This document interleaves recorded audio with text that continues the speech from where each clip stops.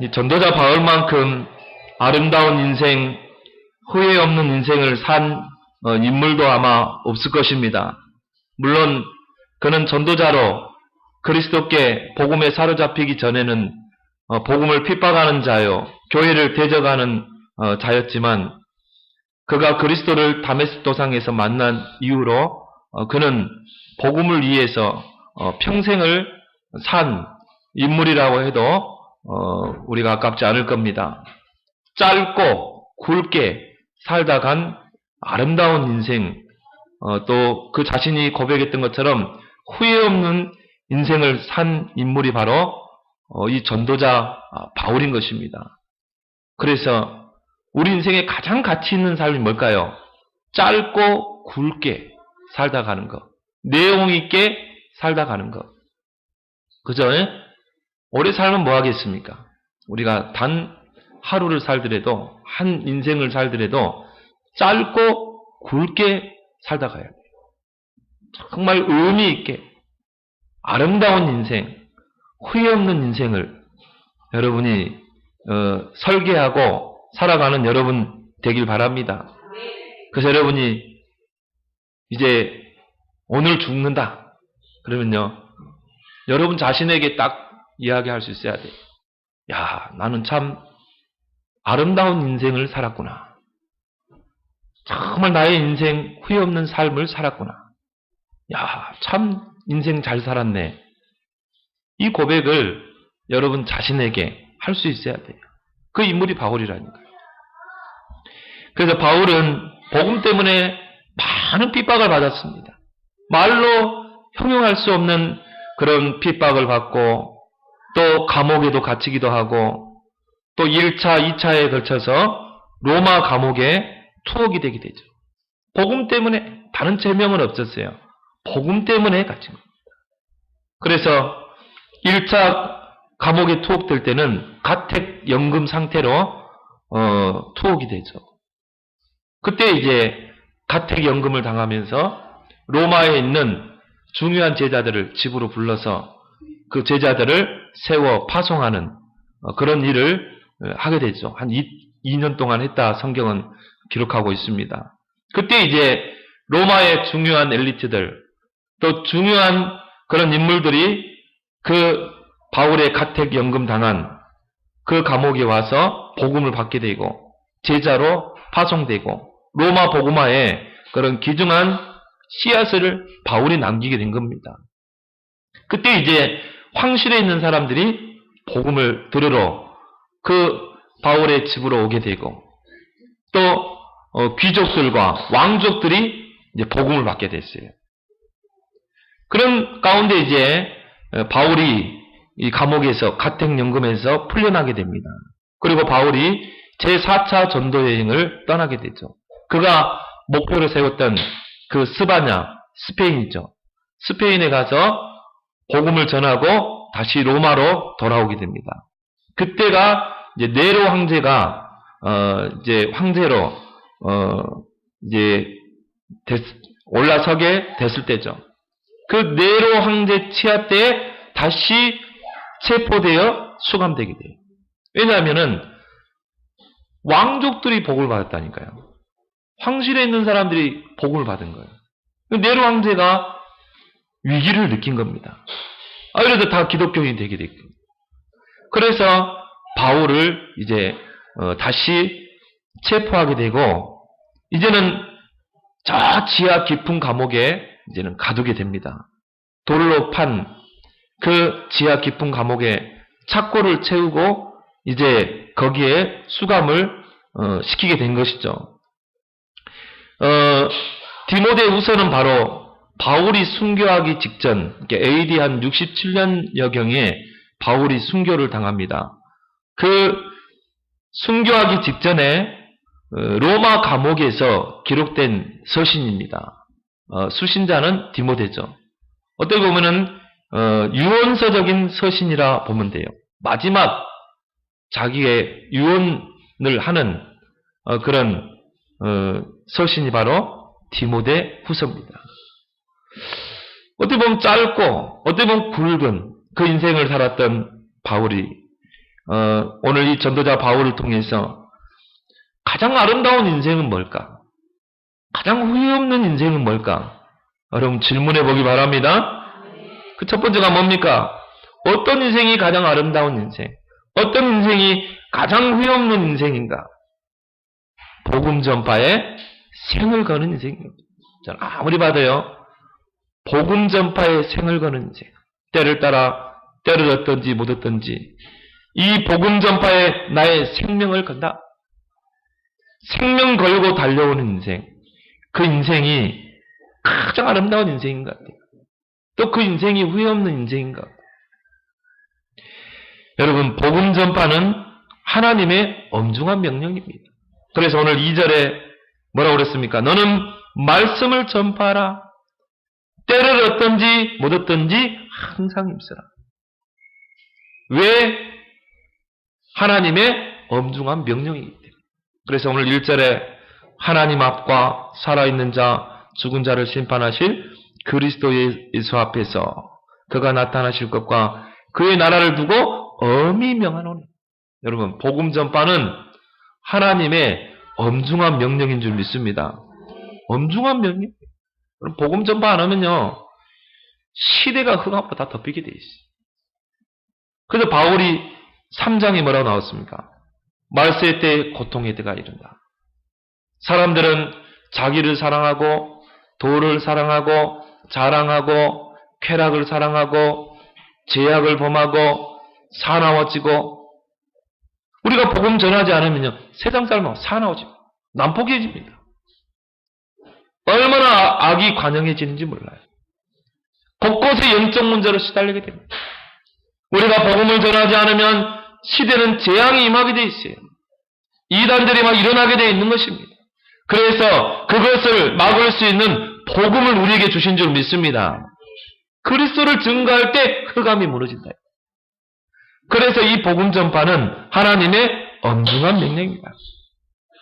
3절 4절에 때가 이르느니 사람들이 바른 교훈을 받지 아니하며 귀가 가려워서 자기의 사욕을 따를 스승을 많이 두고 또 그 길을 진리에서 돌이켜 허탄한 이야기를 따르라. 우리가 복음 안 전하면 어떻게 돼요? 바른 복음을 박을 수가 없어요. 우리가 복음을 전하지 않으면 사람들은요, 귀가 가려워집니다. 자기 사욕을 쫓을 목사를 둡니다. 계세요. 저 같은 목사는 좀 싫어하는 것 같아요, 교인들이. 왜? 저는요, 오직 복음 이야기하거든. 오직 전도하라고 막 다그치거든요. 근데 이제 보니까 다른 데는 그런 좀 강조 안 하는 것 같아요. 그냥 뭐 예수 믿으면 복 받습니다. 복 받을 준비하세요. 막 이런 설교 많이 하잖아요. 그러면서 헌금 많이 하면 복 줍니다. 막 이런 식으로 기복신앙. 근데 저는 그런 이야기 안 하거든요. 정신 차려라. 복음 깨달아야 된다. 복음으로 무장해야 된다. 그리스도가 아니면 시대의 영적 문제 해결할 수 없다. 시대의 재앙을 막을 수 없다. 복음 가지고 전도하자. 전도 안 하면 화가 임한다. 그 핏값을 우리에게 찾는다. 저는 다 거치거든요. 근데요, 이제 이런 설교 들으면요, 귀가 가렵거든. 네, 전도는 힘들고, 목사님은 전도하라고 그러니까 귀가 가려워서 자기의 사역을 따를 스승을 많이 두고, 좋은 말만 하는 목사님. 그 밑에 가면은 이제 편하게 하잖아요. 왜? 때로는 하나님 말씀 우리를 책망하고 권면하고 때로는 책짓지라고 해야 되는데 그래 않거든. 당근만 주거든. 예수 잘 믿으면 복받아. 헌금 많이 하면 복받아. 막 이런 설교하거든. 귀가 즐거워. 여러분 속지 말기 바랍니다. 허탄한 이야기를 따르리라. 진리에서 돌이켜. 그 길을 진리에서 돌이켜 허탄한 이야기를 이런 이단들이 속삭이면요 싹 가버리고. 그래서 우리가 복음 전파는 하나님의 엄중한 명령이다. 여러분 최고의 위기가 뭡니까? 최고의 위기가 뭐예요? 복음이 끊어진 겁니다. 복음이 끊어지는 것이 최고의 위기라니까요. 복음이 끊어져 버리면 어두움과 캄캄함 시대를 덮는다니까요. 왜? 복음은 빛이기 때문에. 전도는 빛을 발하는 것이기 때문에. 이사야 60장 1절에 일어나라 빛을 발하라. 이게 전도입니다. 빛을 발하지 않으면 어떻게 돼요? 빛이 꺼져버리면 어떻게 돼요? 어두움이 땅을 덮고 캄캄함이 만민을 가르게 돼 있어요. 그래서 사람들은요, 죄악을 일삼고 난폭해지고 사나워지고 쾌락을 하나님보다 더 사랑하고 되는 겁니다. 그래서 네피림 시대가 되는 거예요. 그래서 하나님이 그때마다 심판을 내리는 겁니다. 소돔과 고모라 땅에 이 사실을 알고 기도하고 전도자의 삶을 사는 의인 한 명이 없었기 때문에 소돔과 고모라가 유황불의 심판을 받은 겁니다. 마지막 때는 마찬가지예요. 여러분, 전기가 끊어지면 어떻게 됩니까? 온 세상이 다 혼동이 될 겁니다. 밤에 전기 끊어졌다. 그것도 전국적으로 전기가 끊어지면 어떻게 돼요? 아마 전국적으로 혼란이 올 겁니다. 복음 끊어지면 어떻게 돼요? 혼돈, 혼란, 흑암이 오게 돼 있어요. 어둠과 캄캄함이 덮게 되어 있는 것입니다. 전도보다 시급한 것은 없다? 여러분, 전도보다 시급한 거 있어요? 저는 아무리 봐도요, 전도보다 시급한 건 없더라고요. 뭐가 시급합니까? 에스겔 37장에 하나님께서 에스겔 선지자를요, 골짜기로 데리고 와서 환상을 보여줍니다. 무슨 환상입니까? 뼈다귀 환상, 뼈다귀. 뼈다귀가 수많은 뼈다귀가 있는데요, 생기가 없어. 뼈다귀가 생기 있습니까? 이게 이스라엘이라는 거예요. 전혀 복음 없지. 전혀 말씀 없지. 살아있는데 뼈다귀. 지금도 여러분들이 그걸 봐야 된다니까요. 야, 뼈다귀들이 걸어가요. 복음이 없어? 말씀이 없어? 생기가 없어? 하나님 뭐라고 그럽니까? 복음의 말씀을 대언해라. 복음의 말씀을 대언하니까 어떻게 됩니까? 그 뼈다귀에 생기가 들어가잖아요. 그게 살아나잖아요. 큰 군대로 일어나잖아요. 여러분, 뼈다귀 같은 인생들에게 복음의 말씀 전하길 바랍니다. 안전하면요, 그게 화로 내게 온다니까요. 전도보다 시급한 거 없어. 이제 중요한 건 그걸 봐야지. 야, 저 사람 진짜 뼈다귀네. 영적으로 뼈다귀네. 성경에 보면요, 제가요, 한 가지 이 성경은 안 넣었어도 됐을 뻔했다, 왜 넣었을까, 이렇게 질문하는 성경이 하나 있거든요. 이게 요나서거든요, 요나서. 이 요나서가 뭘 강조합니까? 이스라엘 백성, 너희들이 왜 노예가 되고, 속국이 되고, 포로가 되어 하나님의 채찍을 맞았냐, 이걸 아닙니다. 하나님이 요나 선지자에게 저 큰 성 니느에 가서 복음을 전해라. 왜? 너무 죄악이 관영해가지고. 이제 저 성이 멸망하게 됐다, 이 말. 하나님이 저 성을 심판을. 그런 이제 위기에 처했다, 이 말이에요. 그런데요, 하나님께서 요나에게 너는 가서 저 니느의 사람들에게 여호와의 복음을 전해서 저 사람들이 복음을 듣도록 해라.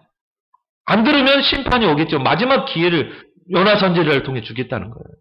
근데요, 이 요나가 문제라. 네가 중요한 게 아니라 요나가 문제라.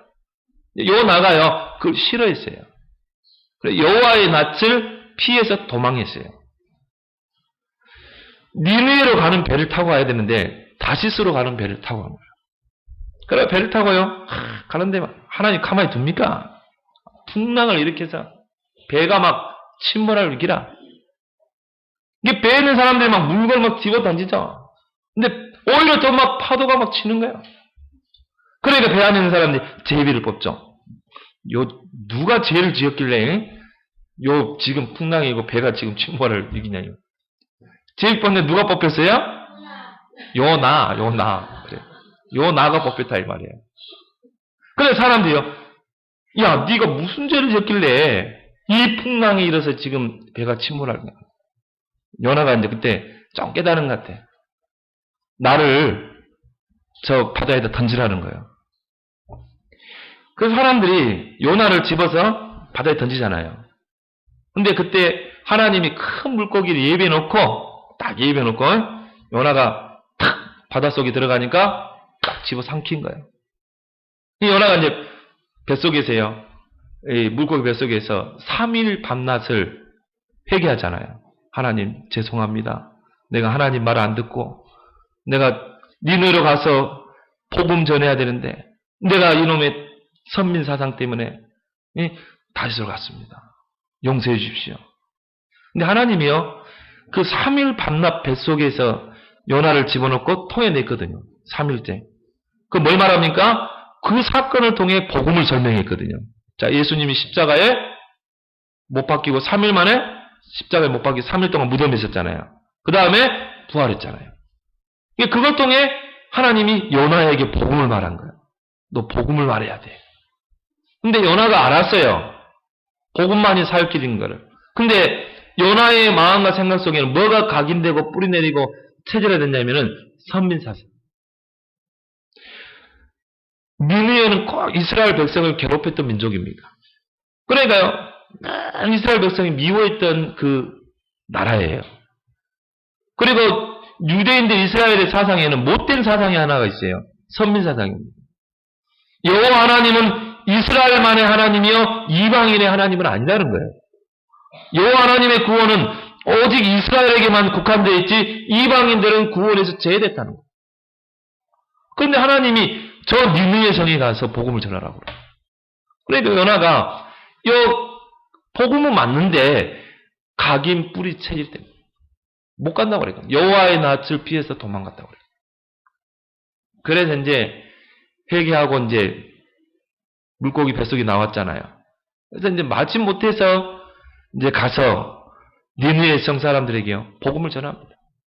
그것도 화를 내면서 신경질 내면서 저런 민족에게 무슨 구원이 하나님이 구원을 한다고 신경질 내면서 이 복음을요 하루 동안에 전했어요. 돌아다니면서. 그래서 회개하라. 너희들이 하나님께로 돌아야 한다. 앞으로 40일 후에 하나님이 니느웨를 심판하실 것이다. 너희들 빨리 회개하고 여호와께로 돌아오라. 그런데요, 이 니느웨 사람들이 금식을 하면서 회개했다니까요. 금식을 하면서 막 죄를 뒤집어 쓰고 막 죄를 회개하고 죄를 버리고 우상을 버리고 그걸 왕이 들었었던 니느웨 왕도 왕이 또 막 죄를 뒤집어 쓰고 금식하고 막 이런 일이 막 회개 역사 일어난 거야. 근데요, 요나가 그걸 보고 화를 냈다니까요. 신경질 낸 거예요. 왜 하나님은 이스라엘만 구원하지? 저런 못된 나라도 구원하는 거야. 막 화를 낸 겁니다. 그때 하나님이 하는 말입니다. 야, 봐라. 네가 복음 전하니까 저 니느웨 사람 20여 명이 회개하고 돌아오지 않냐. 하나님은 첫 죄인이 회개하고 돌아온 것을 하나님 기뻐하셨다. 그러고 딱 끝나요, 요나서가. 그래서 가만히 요나서를 읽으면서요. 야, 그래. 이건 우리에게 주는 교훈 아니냐. 바로 나에게 주는 교훈 아니냐.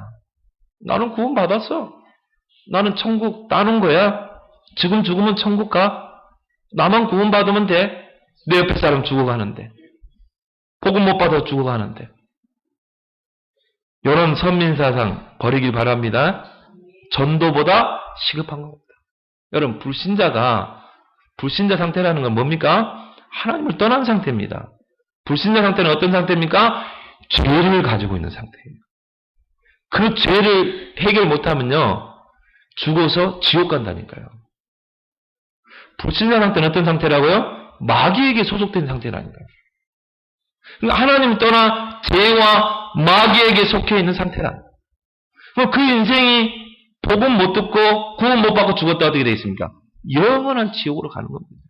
영원한 지옥. 그럼 지옥으로 가버리면 구원의 기회가 이제는 도무지 없어요. 영원한 지옥입니다. 그래서 우리 보고요, 전도하라는 겁니다. 그래서 복음을 전파하는 거예요. 그래서 복음 전파는 하나님의 엄중한 명령인 것입니다. 그래서 우리가 전하지 않은 그 핏값을 우리가 받는 거예요. 에스겔 3장에. 그 사람은 그 죄 때문에 지옥 간다니까요. 그럼 누가 핏값을 받아요? 네가 그 핏값을 받는 겁니다. 그럼 여러분의 주변의 불신자들, 여러분이 알고 있는 불신자들이 하나님이 우연히 만났을까요? 하나님이 붙였을까요? 하나님 붙인 거예요. 하나님 만나게 한 거예요. 그럼 우리는 어떻게 해야 돼요? 때를 얻든지 못 얻든지 복음을 전파해야 될 줄 믿습니다. 엄한 명령입니다. 전도보다 시급한 건 없다. 그래서 2절에 너는 말씀을 전파하라. 때를 얻든지 못 얻든지 항상 힘쓰라. 바울이 뭐라고 그랬냐면요. 나는 풍부에 차든지 비천에 차든지 자족하기를 일체의 비결을 받았다. 전도 안에서 내게 이렇게 어려움이 없다. 야, 전도하니까 하나님 축복하는구나. 그 일체의 비결을 배우기 바랍니다. 여러분요, 자꾸 어려우면요, 전도하세요. 저는 그럽니다. 내가 진짜 어려우냐? 전도하세요, 전도. 전도하라고 그러는구나. 그 일체의 비결을 배워야 된다니까요. 전도하니까 하나님 이렇게 어렵게 하는구나. 복음 전해야 되겠다. 복음은 모든 것이요. 전도는 모든 것을 포함하고 있구나. 전도자에게 하는 축복하는구나. 그것 때문에 하는 건 아니지만 그런 일체의 비결을 여러분 배우기 바랍니다. 때를 얻든지 못 얻든지 항상 힘쓰라. 복음 전파를 항상 힘쓰라. 뭘 말합니까? 거기에 내 인생의 우선순위를 두고 거기에 내 인생에 올인해라.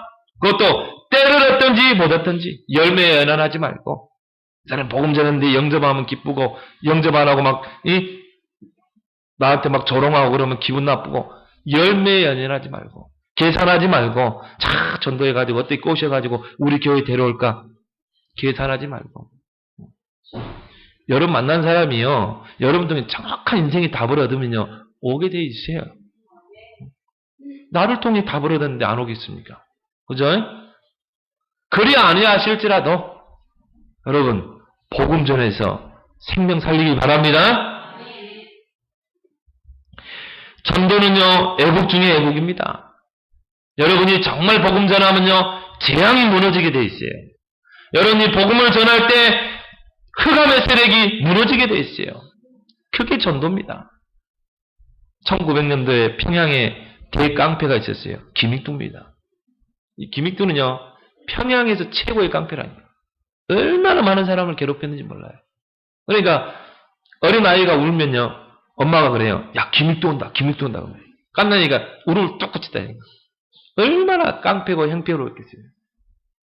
근데 김익두가요 하루는 술 먹고 남의 외막에서 누워 자고 있는데 은혜 받은 장로님이 은혜 충만한 장로님이 그 젊은 김익두에게 복음을 전했다니까요. 근데요 김익두가 거기서 하나님 만났어요. 그래가지고 그 대깡패가요 전도자로 바뀐 것입니다. 여러분 주변에 조폭 비스무리한 사람도 있거든요. 정말 무너진 인생들이 많거든요. 영적으로 정신적으로 시달린 사람 많거든요. 이 사람 복음 안 주면요 어떤 일을 저지를 줄 몰라요. 불특정 다수를 막 죽이고 그러잖아요. 그제 신문에 나왔죠. 막 자기는 아무나 죽이고 싶더래 그냥. 그런 사람이요 수두룩 갑니다. 그래서 우리가 복음 전하는 그런 사람들 만나 복음 전하는 거는 정말 이건 애국 중에 애국이다. 재앙을 막는 길, 흑암 세력을 꺾는 길이 전도인 줄 믿습니다. 그래서 우리가 이 복음을 전하다 보면은 조롱도 받기도 하고 핍박을 받기도 합니다. 그 고난을 어떻게 해요? 각오해야 돼요. 당연히 사단이 방해하겠죠. 여러분 복음 전했다. 사단이 좋아하겠어요? 박수치겠어요? 싫어합니다. 사단은요 복음 전하는 자를 가장 두려워해요. 그래서 전도하는 것을 가장 싫어해요. 그래서 지금까지 전도자가 핍박을 안 받은 적이 없어요. 그래서 전도를 하게 되면 복음을 전파하면 고난이 따라오게 돼 있어요. 근데 그런 것도 우리는 어떻게 해요? 각오해야 된다. 5절에 그러나 너는 모든 일에 신중하여 고난을 받으며 그렇죠? 고난이 옵니다. 여러분 복음 전하면요 때로는 조롱도 옵니다. 그런 것에 연연하지 말라. 당연히 오는 거다. 로마의 10 황제가 초대교회를 박해했어요. 초대교회가 막 복음을 전하니까 로마의 10 황제가 일어났다니. 그 중에 하나가 네로라. 그래가지고는 열 황제가 기독교를 250년 동안 핍박했다니까요. 어찌 핍박을 했으면 어떻겠습니까? 로마 지하로 들어간 겁니다. 기독교인들이. 로마 지하로 들어가서 굴을 파고 거기서 예배 드린 거예요. 그게 카타콤이라고 그러죠. 카타콤. 미로처럼 굴을 만들어 놓고 어느 장소 A 지점에 모여라. 그러면 밤에 기독교인들 싹 모이는 거예요. 그 표시가 이투스 아닙니까? 물고기 표시. 밤에는 모여들어서 복음 받고 기도하고 힘없고 낮에는 쫙 퍼져 들어가는 겁니다. 누룩과 같이.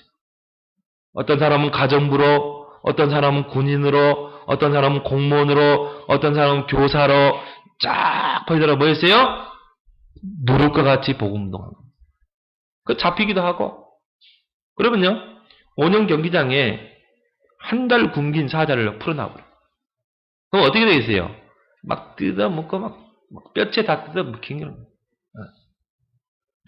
그 문호를 보니까요, 그 원형 경기장에 죽어가는데요, 그들이요, 다 같이 모여가지고 찬송하면서 뜯어먹혀 가는 거예요. 그렇게 죽어가고, 불에 태워가지고, 화형시키고, 뭐 그런 처참한 일을 십자가에 못 박아 죽이고 막 이런 일들이 일어났어요. 그런데 250년 만에 로마가 복음 앞에 무릎을 꿇었다 이 말이에요. 그게 313년 아닙니까? 콘스탄 대제가 기독교를 국교화했어요. 그럴 수밖에 없어요. 왜? 정치인, 경제인, 문화인 모든 사람들이 다 예수 믿거든. 이 사람들이요, 기독교인들이 협조 안 하면요, 로마 모든 제도가 마비되게 돼 있어요.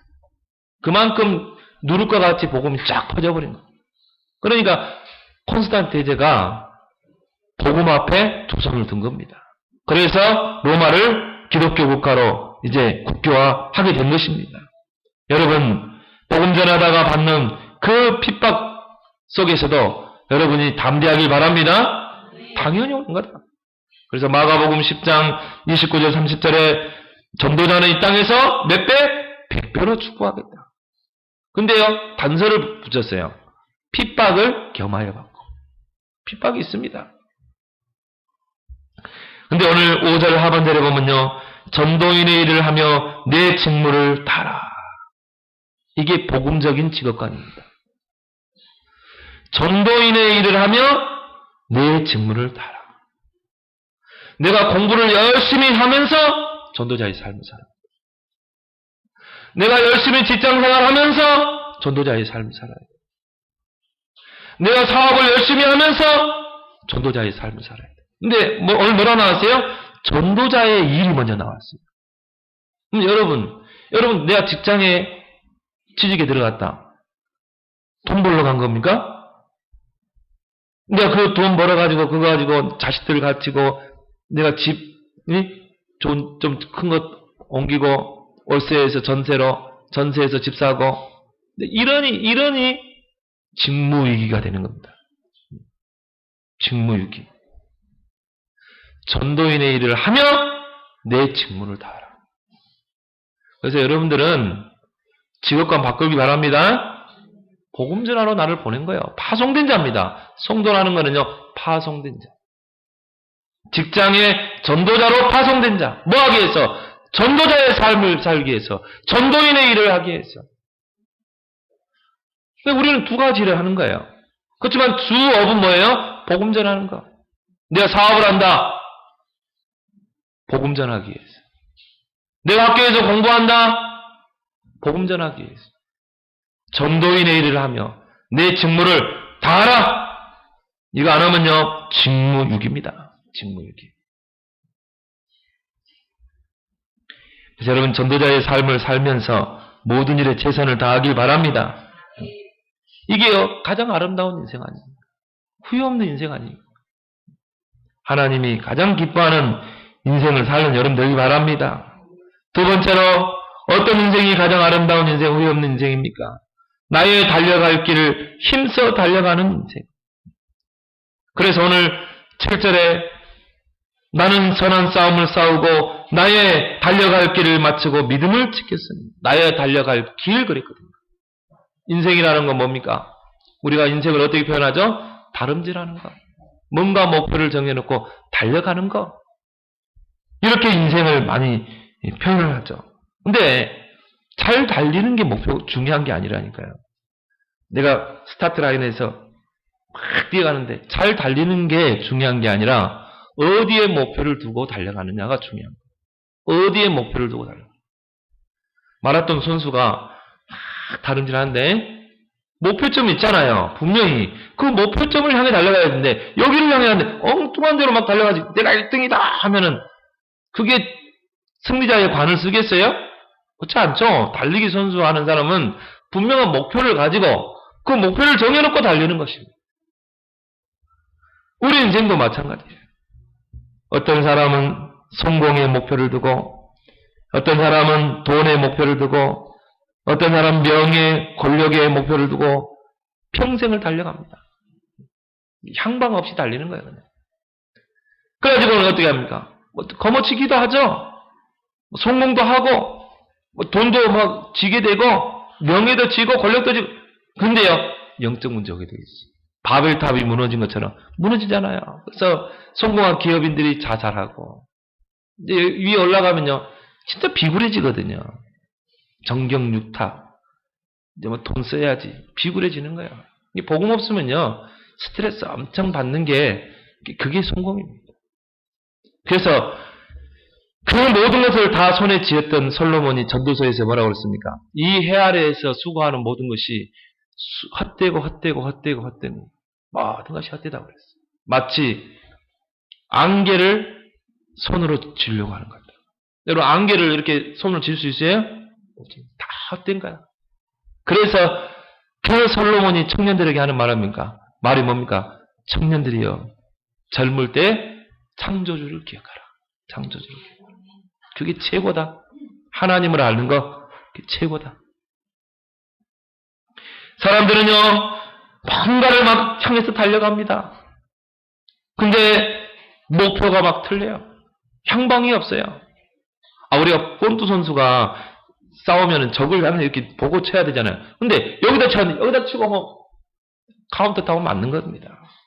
이게 바울이 그런 표현했잖아요. 고린도서 9장에. 우리가 싸움을 하면 목표를 두고 칠 거 아니냐. 달리기 선수가 향방 없이 달리냐. 목표를 정해놓고 달리는 게 아니라 너희도 다름질해라 그렇게 말하잖아요. 뭔가 목표를 두고 너 인생의 참 목표가 뭐냐. 그걸 찾고 거기를 향해서 달려가라. 이게 복음 가진 우리의 인생관이다. 참 전도자 바울은요. 그 자신이 고백했던 것처럼 나의 달려갈 길을 마치고 그랬거든요. 빌립보서 3장 12절 14절에 바울은 뭐라고 그럽니까? 정말 그리스도 예수를 아는 지식이 가장 고상한 지식이다. 그리스도에는 다 해로운 것이다. 배설물이다. 그러면서 바울이 뭐라고 그럽니까? 나는 그리스도께 발견되어 쓰임받기로 한다. 이제는 정말 하나님이 나를 부르신 그 부름의 상에 내 인생의 표대를 맞춰놓고 나는 달려갑니다. 그 세계복음화, 이 복음이 딴 것까지 증거되는 이 세계복음화에 내 인생의 표대를 맞춰놓고 나는 달려가겠다. 바울의 인생관이 완전 뒤집힌 거 있죠. 전에는요, 바리새인, 로마 시민권자, 그리고 율법학자, 또 가말리엘 문화생, 바울은요, 출세를 향해서 진짜 아마 박사 한 5개, 6개 됐던 것 같아요. 최고의 지성인입니다. 시민권이요, 3개나 있었다니까. 히브리 시민권, 길리기아 다소 시민권, 로마 시민권. 히브리인인데 로마 시민권잖아요. 보통이 아닙니다. 요즘을 알아보면 로마 시민권은요, 어디든지 패스입니다. 어디든지 패스. 그래서 바울이 마지막 로마에 상소를 하잖아요. 왜? 나 로마 시민권자니까. 엄청난 사람입니다. 그걸 향해서, 그 성공을 향해서 달려갔어요. 바울이 그리스도를 다메섹에서 만난 후로 그 인생이 모든 목표가 다 바뀌는 거 있죠. 뭘 위해서? 오직 복음 전파를 위해서. 거기에 내 인생의 방향을 맞추고 나는 달려가노라. 사도행전 20장 24절에 나의 달려갈 길과, 그렇죠. 나의 달려갈 길이 있다 이 말. 나의 달려갈 길과 주 예수께 받은 은혜의 복음 증거하는 일에는 나의 생명을 조금 더 귀한 것으로 여기지 않겠다. 그 말은 뭡니까? 복음 전파하는 것이 내 인생에 달려갈 길이다. 그건 내 인생의 목표다. 여기에 내 생명을 조금 더 귀한 것으로 여기지 않겠다. 인생관이 바뀌어버리는 거죠. 고린도전서 9장 24절 25절에 스타트 라인에서 많은 사람이 달리게 하지만 한 사람만 상을 받는 거다.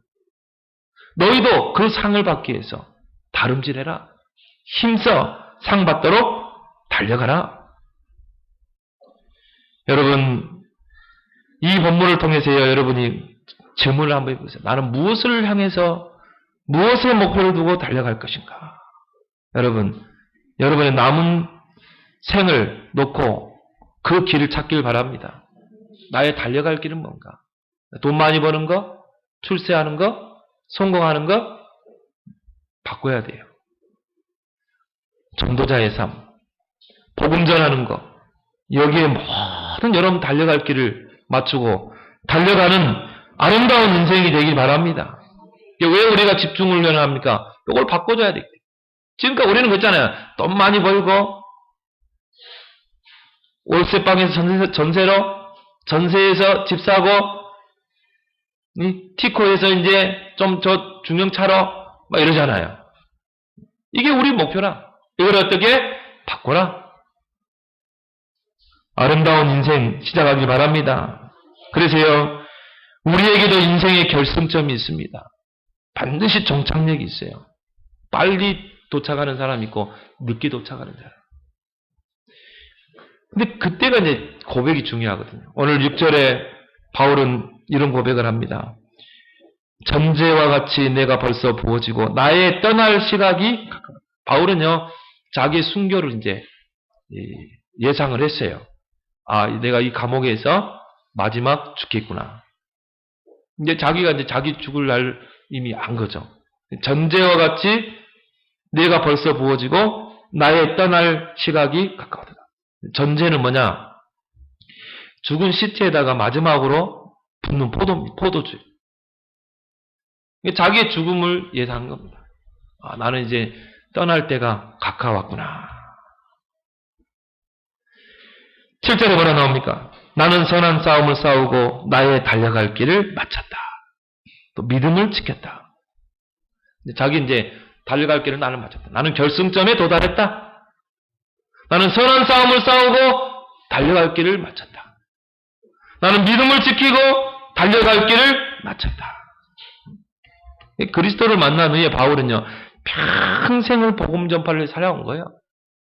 그리고 이제는 고백하는 겁니다. 이제후로는 나를 위하여 의의 면류관이 예비되어 있습니다. 얼마나 당당합니까? 여러분. 자신에게 당당했어요. 내가 이제 전제와 같이 죽을 때가 떠날 시각이 됐고, 나는 힘써서 복음 전파에 내 인생의 방향을 맞추고 지금까지 나는 줄기차게 달려왔다. 나는 이제는 인생의 결승점에 도달했다. 정착역에 도달했다. 나는 후회 없는 삶을 살았다. 이제 나를 위해서는 의의 면류관이 예비되어 있을 것이다. 얼마나 확신에 차는 말입니까? 얼마나 당당합니까? 여러분이 죽음 앞에서 이런 말을 할 수 있겠습니까? 여러분의 인생의 종착점에서, 결승점에서 이 고백을 할 수 있겠냐면, 야, 내 인생 잘 살았네. 야, 나는 내 인생 후회하지 않아. 제가 존경하는 목사님, 처음에 섬겼던 목사님은요, 이게 간담회에서면요, 두루마기를 입으셔요, 두루마기를.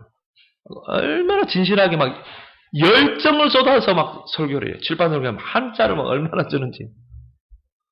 시인이자 목사님 시골이에요. 제가 막 존경하고 그랬거든요.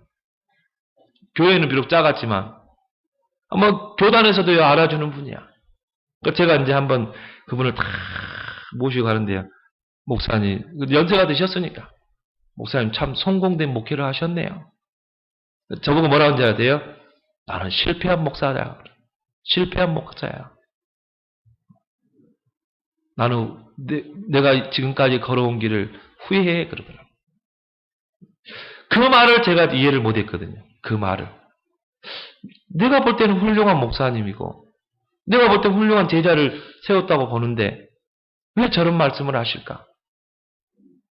정말 존경받는 신학교에서 존경받는 교수님이고 목사님인데 왜 저런 말씀을 하실까? 근데 지금은 이해가 돼요. 지금. 나를 위하여 이제 의의 면류관이 예비되었으니 주 곧 의로우신 재판장이 그날에 내게 주실 것이요 내게만 아니라 주의 나타나심을 사모하는 모든 자에게니라. 얼마나 자신 앞에서 죽음 앞에서 당당합니까?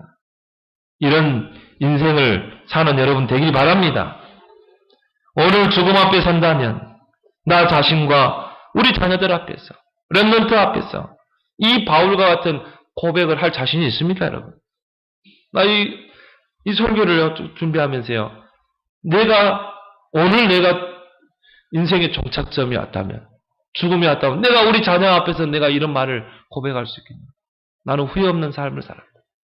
나는 진짜 하나님이 기뻐하는 일에 내 인생의 표대를 맞추고 지금까지 달려왔다. 힘써 달려왔다.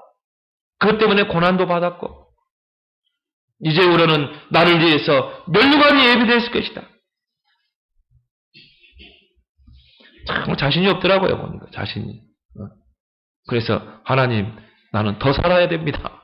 이제 나는 오늘 기점으로 나는 이제 진짜 바울 같은 삶을 살고자 합니다. 내가 그런 기도했다니까요. 나의 달려갈 길을 힘써 달려가는 인생이 되기 바랍니다. 세 번째로 어떤 인생이 아름다운 인생, 후회 없는 인생입니까? 전도자의 길이 영광의 기름을 아는 인생. 이게요, 가장 아름다운 인생, 가장 후회 없는 인생이에요. 여러분, 전도자의 길은요, 아무도 알아주지 않습니다. 또 많은 사람들이 가려고도 안 해요. 좁은 길입니다. 뭐하러 전도합니까? 내 현장에 전도하면요, 기존 신자 그래, 집사가. 목사님 왜 전도합니까? 이래, 나보고. 막 그 더운 날에 막 현장에 전도해봐요. 그러면 막 사람들이 불쌍하듯이 막 쳐다보고. 누구도 알아주지 않는 그 길. 가려고도 하지 않는 좁은 길. 이게 전도자의 길입니다. 감옥에 갇힌, 저 지하 감옥에 차가운 그 돌로 쪼아 만든 그 감옥에 갇힌 바울을 정말 힘들게 하는 것은요, 배고픔이 아니었습니다. 추위도 아니었어요. 외로움도 아니었습니다. 죽음에 대한 공포, 두려움이 아니었어요. 배교였습니다. 배교. 그게 바울을 가슴 아프게 한 거예요. 그게 바울을 힘들게 한 거예요. 배교. 사랑하는 제자들이 자기를 배신하고 떠난 배교. 몇몇 제자들은요, 핍박과 고문을 못 이기고 탈선하게 되고 배교하는 일들이 일어났어요. 네로 황제가 막 이제 바울을 잡았잖아요. 잡아들잖아요. 이제 예수 믿는 사람 막 시퍼렇게 막 잡아들이잖아요. 잡아서 어떻게 합니까? 그 궁전에 막 온형 경장에 집어쳐놓고 기독교인 잡아서 막 불에 태워서, 문헌에 보면요, 기독교인들을 잡아 불에 태워서 그 기름을 가지고 황실을 지폈어요. 불을 밝혔어요. 얼마나 대박해가 일어났겠어요. 그러니까 견디지 못하고 탈선하고 배교하는 일들이, 이게 바울의 마음을 아프게 하고 힘들게 합니다. 오늘 여기 10절에 보면 대마라는 사람이 나옵니다. 대마는 이 세상을 사랑하여 나를 버리고 데살로니가로 갔고 한때 바울의 복음 사역을 도왔던 조력자입니다. 근데 핍박을 못 이기는 거예요. 14절 15절에 보면 구리 세공업자 알렉산더가 내게 해를 많이 입혔으니 주께서 그 행한 대로 그에게 갚으시느니 너도 그를 주의하라. 그가 우리 말을 심히 대적하였느니라. 바울이 체포돼서 재판받을 때 불리한 증언을 한 인물입니다. 그래가지고 바울을 더 어렵게 만든 거예요. 저 사람 몰라, 이런 식이에요. 그래서 16절에 바울이 뭐라고 합니까? 내가 처음 변명할 때 나와 함께 한 자가 하나도 없고 다 나를 버렸으나 그들에게 허물을 돌리지 않기를 원하노라. 아무도 바울을 변호하려고 하지 않았다, 이 말이에요. 내가 바울을, 저 사람은 복음 때문에 그 고통받은 사람입니다. 억울하게 감옥에 이런 변호를 하는 사람은 아무도 없어요. 그 제자들이 다 떠나고 이제 바울 홀로 감옥에 있는 것입니다. 아무도 없는 이 독방에서, 차가운 감옥에서 바울은 디모데에게 인간적인 부탁을 합니다. 그래서 오늘 9절에 너는 속히 내게로 오라. 그렇죠. 얼마나 힘들었으면 그렇겠어요. 바울에게도, 대전도자인 바울에게도 인간적인 면이 있는 겁니다. 사랑하는 디모데에게. 그래서 바울에게 있어서요, 큰 힘이 되고 위로가 된 두 가지가 있어요. 그게 오늘 9절에 나옵니다. 9절에 뭐라 나옵니까? 너는 내게로 속히 오라. 그리고 두 번째는 13절에 내가 올 때에 내가 드로아 가보의 집에 둔 겉옷을 가지고 오고 또 책은 특별히 가죽 종이에 쓴 것을 가져오라. 이제 겨울이 다가오니까 얼마나 춥겠어요. 저 지하 가보면 여름에 더 추울 텐데. 그러니까 겉옷 좀 가지고 오고. 너무 추우니까. 그리고 뭐요? 종이에 쓴 성경을 가져오라. 가죽 종이에 쓴. 그러니까 바울에게요, 정말 큰 위로가 되는 게 두 개가 있어요. 디모데와 사랑하는 제자, 아들과 같이 여기는 제자 디모데, 그리고 성경. 여러분, 그게 위로가 되길 바랍니다. 정말 나에게 제자가 있다. 이게 내게 위로가 돼요. 나에게 하나님 말씀 복음이 있다. 이게 위로가 돼요. 근데 바울은 아마 그 성경을 읽으면서, 지금처럼 이 성경이 이렇게 66권으로 된 건 옛날에 두루마기잖아요. 큰 거 두루마기. 그거 읽으면서요, 바울이 힘을 얻는 겁니다. 그걸 읽으면서요, 바울이 그 모든 어려움을 견뎌내는 것입니다. 여러분, 전도자의 길은요, 아무도 알아주지 않는 외로운 길이지만 하나님 모실 때는 최고 영광의 길인 줄 믿습니다. 바울은 AD 67년에 로마 감옥에서 순교를 당합니다. 지금도 그 로마 감옥에 바울이 갇힌 그 감옥이 있어요. 이제 돌 봤거든요, 사진으로. 돌이 이렇게 올라와 있으면 거기다 목 대고 이렇게 치는 겁니다. 그 바위가 있다니까요. 바울이 목베임 당했어요. 그리고 순교를 당했습니다. 짧고 굵게 간 인물입니다. 그러나 이 바울의 순교는 기독교회사에 큰 획을 긋는 사건이었습니다. 기독교의 모든 기초를 놨다고 봅니다. 바울이 쓴 14권의 서신이 성경에 들어왔잖아요. 정경 속에 들어왔잖아요. 바울 서신을 읽는 많은 사람들이 구원받고, 또 지금도 전도자로, 제자로 결단하고, 저와 여러분들이 제자로 지금 있는 줄 믿습니다. 우리는요, 그리스도의 제자이고, 간접적으로는 바울의 제자라. 왜? 바울의 발자취를 우리가 따라가고 있잖아요. 많은 영혼을 구원해냈습니다. 전도자 바울의 발자취는 지금도 저와 여러분, 전도자의 발걸음을 통해서 계속 이어져 가고 있는 줄 믿습니다. 그래서 오늘 여러분이요, 이 세 가지를 가지고요, 정말 아름다운 인생, 후회 없는 인생이 뭔가를 꼭 찾아내는 그런 복된 한 주간 되길 예수님을 축원합니다. 하나님 아버지, 정말 오늘 이 본문 말씀을 통해서 아름다운 인생, 후회 없는 인생이 무엇인지를 정말 질문하고 찾아내는 우리 모든 성도들이 되게 주옵소서. 복음 전파에 생을 거는 인생, 나의 달려갈 길을 찾고 힘써 달려가는 인생, 전도자의 길이 영광의 길임을 알고 그 길을 묵묵히 걸어가는 그런 전도자의 인생이 되게 해 주옵소서. 예수님의 이름으로 기도합나이다. 아멘.